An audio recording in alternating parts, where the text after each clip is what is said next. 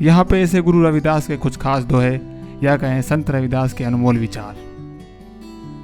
जाति जाति में जाति है जो केतन के पात, रैदास मनुष्य न जुड़ सके जब तक जाति ने जात। अर्थात जिस प्रकार केले के तने को छीला तो पत्ते के नीचे पत्ता, फिर पत्ते के नीचे पत्ता और अंत में कुछ नहीं निकलता, लेकिन पूरा पेड़ खत्म हो जाता है। ठीक इसी तरह इंसानों को भी जातियों में बांट दिया गया है। जातियों के विभाजन से इंसान तो अलग अलग बट ही जाते हैं, अंत में इंसान खत्म भी हो जाते हैं, लेकिन यह जाति खत्म नहीं होती। मन ही पूजा मन ही धूप, मन ही सेव सहज सेव रूप। अर्थात निर्मल मन में ही ईश्वर वास करते हैं। यदि उस मन में किसी के प्रति भेदभाव नहीं है, कोई लालच या द्वेष नहीं है, तो ऐसा मन ही भगवान का मंदिर है, दीपक है और धूप है।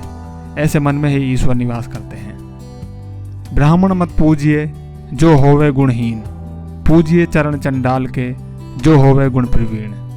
अर्थात किसी व्यक्ति को सिर्फ इसलिए नहीं पूजना चाहिए क्योंकि वह किसी ऊंचे कुल में जन्मा है। यदि उस व्यक्ति में योग्य गुण नहीं है तो उसे नहीं पूजना चाहिए। उसकी जगह अगर कोई व्यक्ति गुणवान है तो उसका सम्मान करना चाहिए, भले ही वह कथित नीची जाति से हो। रविदास जन्म के कारणे होतने को नीच, नकर को नीच करी डारी है ओछे कर्म की कीच।